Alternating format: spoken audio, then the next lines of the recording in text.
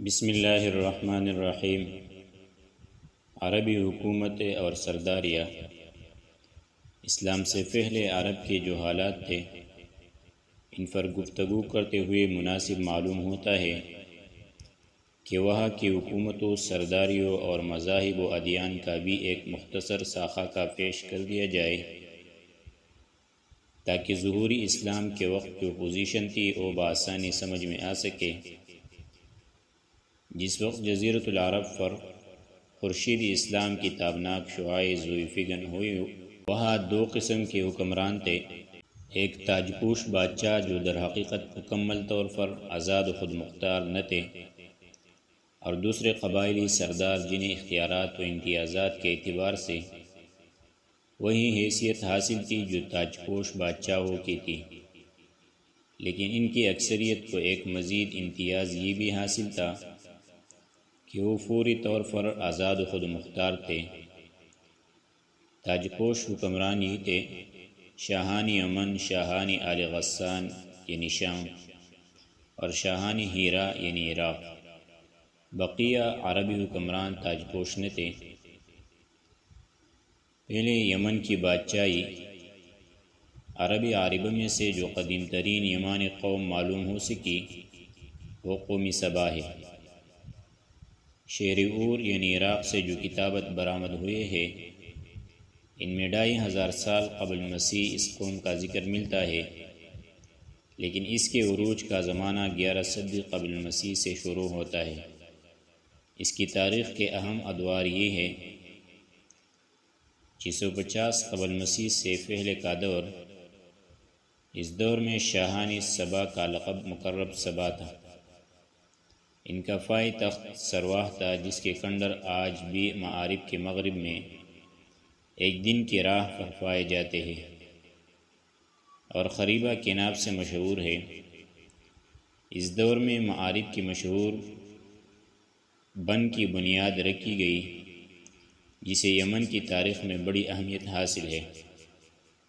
کہا جاتا ہے کہ اس دور میں سلطنت سبا کو اس قدر عروج حاصل ہوا کہ انہوں نے عرب کے اندر اور عرب سے باہر جگہ جگہ اپنی نو آبادیاں قائم کر لی تھی۔ دوسری نمبر 650 قبل مسیح سے 115 قبل مسیح تک کا دور۔ اس دور میں سبا کے بادشاہوں نے مقرب کا لفظ چھوڑ کر ملک بادشاہ کا لقب اختیار کر لیا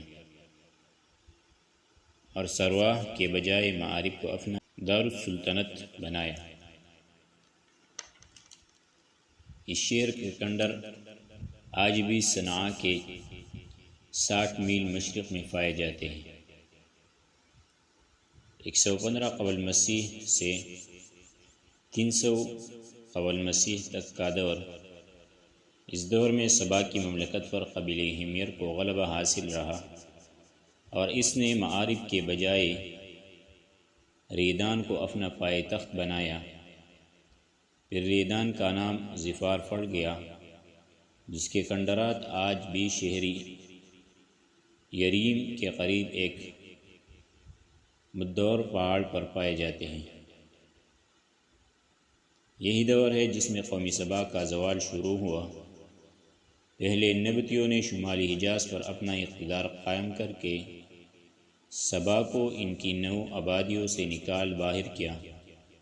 پھر رومیوں نے مصر، شام اور شمالی حجاز پر قبضہ کر کے ان کی تجارت کے بحری راستے کو مخدوش کر دیا اور اس طرح ان کی تجارت رفتہ رفتہ تباہ ہو گئی۔ ادھر قحطانی قبائل خود بھی باہمی دست و گریباں تھے۔ ان حالات کا نتیجہ یہ ہوا کہ قحطانی قبائل اپنا وطن چھوڑ کر ادھر ادھر پراگندہ ہو گئے۔ 300 قبل مسیح کے بعد سے آغاز اسلام تک کا دور۔ اس دور میں یمن کے اندر مسلسل اضطراب و انتشار برپا رہا۔ انقلابات آئے، خانہ جنگیاں ہوئی اور بیرونی قوموں کو مداخلت کے مواقع ہاتھ آئے، حتیٰ کہ ایک وقت ایسا بھی آیا کہ یمن کی آزادی سلب ہو گئی۔ چنانچہ یہی دور ہے جس میں رومیوں نے عدن پر فوجی تسلط قائم کیا۔ اور ان کی مدد سے حبشیوں نے حمیر و ہمدان کی باہمی کشاکش کا فائدہ اٹھاتے ہوئے 340 قبل مسیح میں پہلی بار یمن پر قبضہ کیا، جو 378 قبل مسیح تک برقرار رہا۔ اس کے بعد یمن کی آزادی تو بحال ہو گئی، مگر معارب کے مشہور بن میں رخنے پڑنا شروع ہو گئے، یہاں تک کہ بالآخر 450 قبل مسیح یا 451 قبل مسیح میں بن ٹوٹ گیا اور وہ عظیم سیلاب آیا جس کا ذکر قرآن مجید سورہ سبا میں سیل عارم کے نام سے کیا گیا ہے۔ یہ بڑا زبردست حادثہ تھا۔ اس کے نتیجے میں بستیوں کی بستیاں ویران ہو گئی اور بہت سے قبائل ادھر ادھر بکھر گئے۔ پھر 523 قبل مسیح میں ایک اور سنگین حادثہ پیش آیا، یعنی یمن کے یہودی بادشاہ ذونواس نے نجران کی عیسائیوں پر ایک ہیبتناک حملہ کر کے انہیں عیسائی مذہب چھوڑنے پر مجبور کرنا چاہا، اور جب وہ اس پر آمادہ نہ ہوئے تو ذونواس نے خندق کھدا کر انہیں بھڑکتی ہوئی آگ کے اعلاؤں میں جون دیا۔ قرآن مجید نے سورہ بروج کی آیت قتل اصحاب الاخدود اسی لرز خیز واقعے کی طرف اشارہ کیا ہے۔ اس واقعے کا نتیجہ یہ ہوا کہ عیسائیت جو رومی بادشاہوں کی قیادت میں بلاد عرب کی فتوحات اور توسیع پسندی کے لیے پہلے ہی سے چست و چابردستی انتقام لینے پر تل گئی، اور حبشیوں کو یمن پر حملے کی ترغیب دیتے ہوئے انہیں بحری بیڑا مہیا کیا۔ حبشیوں نے رومیوں کی شہ پا کر 525 قبل مسیح میں اریاد کے زیر قیادت 70,000 فوج سے یمن پر دوبارہ قبضہ کر لیا۔ قبضے کے بعد ابتدا تو شاہی حبش کے گورنر کی حیثیت سے اریاد نے یمن پر حکمرانی کی، لیکن پھر اس کی فوج کے ایک ماتحت کمانڈر ابرہہ نے اسے قتل کر کے خود اقتدار پر قبضہ کر لیا اور شاہی حبش کو بھی اپنے اس تصرف پر راضی کر لیا۔ یہ وہی ابرہہ ہے جس نے بعد میں خانہ کعبہ کو ڈھانے کی کوشش کی اور ایک لشکری جرار کے علاوہ چند ہاتھیوں کو بھی فوج کشی کے لیے ساتھ لایا، جس کی وجہ سے یہ لشکری اصحاب فیل کے نام سے مشہور ہو گیا۔ ادھر واقع فیل میں حبشیوں کی جو تباہی ہوئی، اس سے فائدہ اٹھاتے ہوئے اہل یمن نے حکومت پارس سے مدد مانگی اور حبشیوں کے خلاف عالمی بغاوت بلند کر کے صرف ذی یزن حمیری کے بیٹے مادی کرب کی قیادت میں حبشیوں کو ملک سے نکال باہر کیا اور ایک آزاد خود مختار قوم کی حیثیت سے مادی کرب کو اپنا بادشاہ منتخب کر لیا۔ یہ 575 قبل مسیح کا واقعہ ہے۔ آزادی کے بعد مادی کرب نے کچھ حبشیوں کو اپنی خدمت اور شاہی جلوں کی زینت کے لیے روک لیا، لیکن یہ شوق مہنگا ثابت ہوا۔ ان حبشیوں نے ایک روز مادی کرب کو دھوکے سے قتل کر کے ذی یزن کے خاندان سے حکمرانی کا چراغ ہمیشہ کے لیے گل کر دیا۔ ادھر کسریٰ نے اس صورتحال کا فائدہ اٹھاتے ہوئے صنعاء پر ایک فارسی نسل گورنر مقرر کر کے یمن کو فارس کا ایک صوبہ بنا لیا۔ اس کے بعد یمن پر یکے بعد دیگرے فارسی گورنروں کا تقرر ہوتا رہا، یہاں تک کہ آخری گورنر باذان نے 628 قبل مسیح اسلام قبول کر لیا اور اس کے ساتھ ہی یمن فارسی اقتدار سے آزاد ہو کر اسلام کی عملداری میں آ گیا۔ یہ یمن کی بادشاہی تھی۔ دوسرے نمبر پر ہیرا کی بادشاہی یعنی عراق اور اس کے نواحی علاقوں پر کوروش کبیر یعنی ذوالقرنین 557 قبل مسیح یا 529 قبل مسیح کے زمانے ہی سے اہل فارس کی حکمرانی چلی آ رہی تھی۔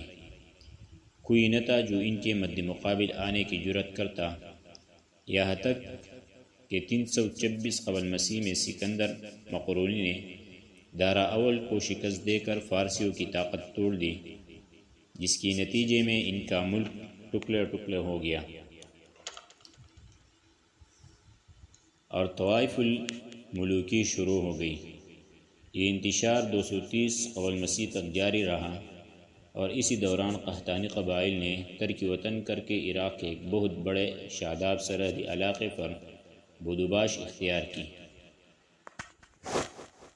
پھر عدنانی تارکین وطن کاریلا آیا اور انہوں نے لڑ بڑھ کر جزیرہ فراتیہ کے ایک حصے کو اپنا مسکن بنا لیا۔ ادھر 226 قبل مسیح میں اردشیر نے جب ساسانی حکومت کی داغ بیل ڈالی تو رفتہ رفتہ فارسیوں کی طاقت ایک بار پھر پلٹ آئی۔ اردشیر نے فارسیوں کے شہرازہ بندی کی اور اپنے ملک کی سرحد پر آباد عربوں کے زیر کیا۔ اسی کے نتیجے میں قزاع نے ملک شام کی راہ لی، جبکہ ہیرا اور انبار کے عرب باشندوں نے باج گزار بننا گوارا لیا۔ اردشیر کے عہد میں ہیرا، بادیۃ العراق اور جزیرہ کے ربیعی اور مزری قبائل پر جزیمۃ الوضاح کی حکمرانی تھی۔ ایسا معلوم ہوتا ہے کہ اردشیر نے محسوس کر لیا تھا کہ عرب باشندوں پر براہ راست حکومت کرنا اور انہیں سرحدوں پر لوٹ مار سے باز رکھنا ممکن نہیں، بلکہ اس کی صرف ایک ہی صورت ہے کہ خود کسی ایسے عرب کو ان کا حکمران بنا دیا جائے جسے اپنے کمبے قبیلے کی حمایت و تائید حاصل ہوں۔ اس کا ایک فائدہ یہ بھی ہوگا کہ بوقت ضرورت رومیوں کے خلاف ان سے مدد لی جا سکے گی اور صمام کے روم نواز عرب حکمرانوں کے مقابل عراق کے ان عرب حکمرانوں کو کڑا کیا جا سکے گا۔ شاہان ہیرا کے پاس فارسی فوج کی ایک یونٹ ہمیشہ رہا کرتی تھی جس سے بادی نشین عرب باغیوں کی سرکوبی کا کام لیا جاتا تھا۔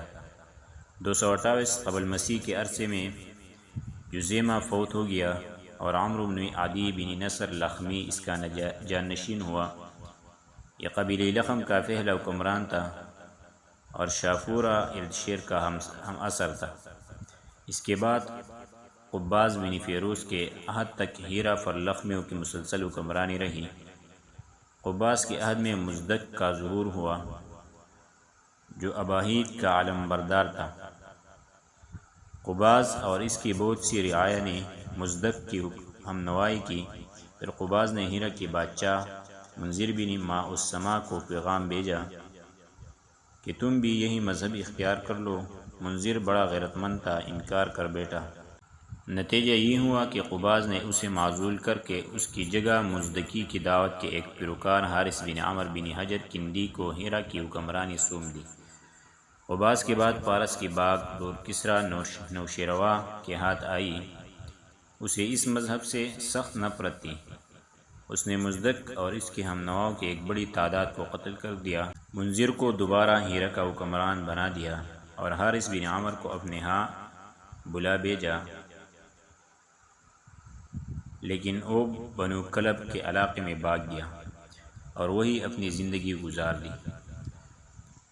منذر بن ماء السما کے بعد نعمان بن منذر کے عہد تک ہیرا کی حکمرانی اسی کی نسل میں چلتی رہی۔ پھر زید بن عدی عبادی نے کسریٰ سے نعمان بن منذر کی جھوٹی شکایت کی۔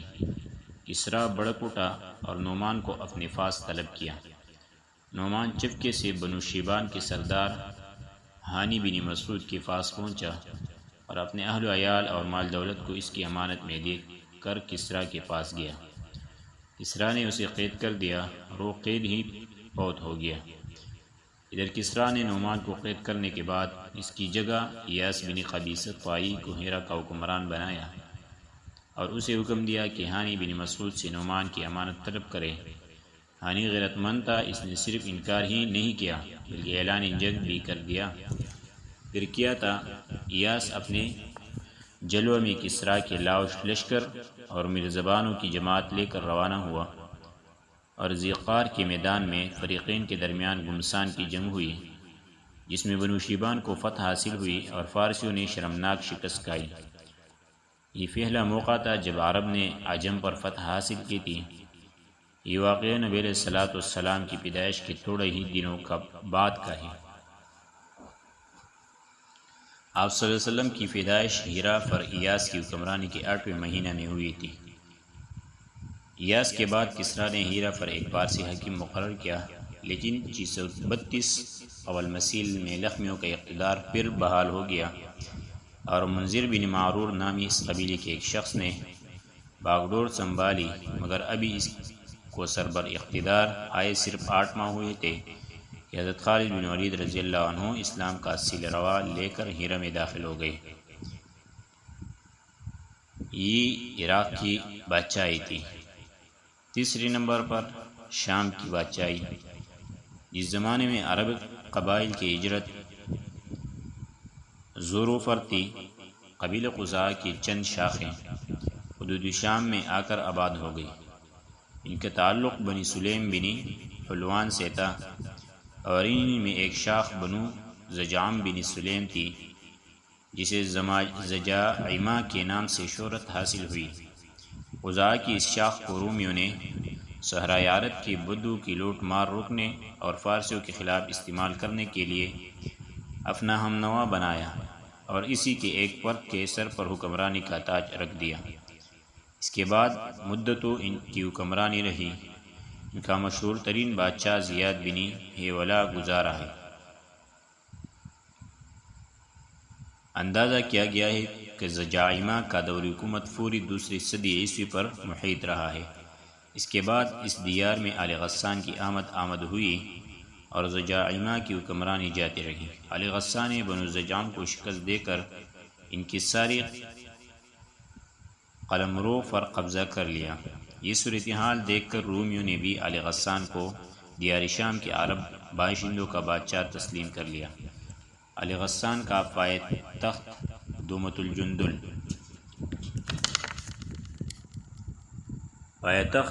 الجندل تھا اور رومیوں کے اعلی کار کی حیثیت سے دیار شام پر ان کی حکمرانی مسلسل قائم رہی۔ تاں کی خلافت فاروقی میں 13 ہجری میں یرموک کی جنگ پیش آئی اور آل غسان کا آخر حکمران جبیلہ بن ایہم حلقہ بکوش اسلام ہو گیا۔ اگرچہ اس کا غرور اسلام مساوات کو زیادہ دیر تک برداشت نہ کر سکا اور وہ مرتد ہو گیا۔ حجاز کی امارت انشاءاللہ آگے درس میں ذکر کریں گے۔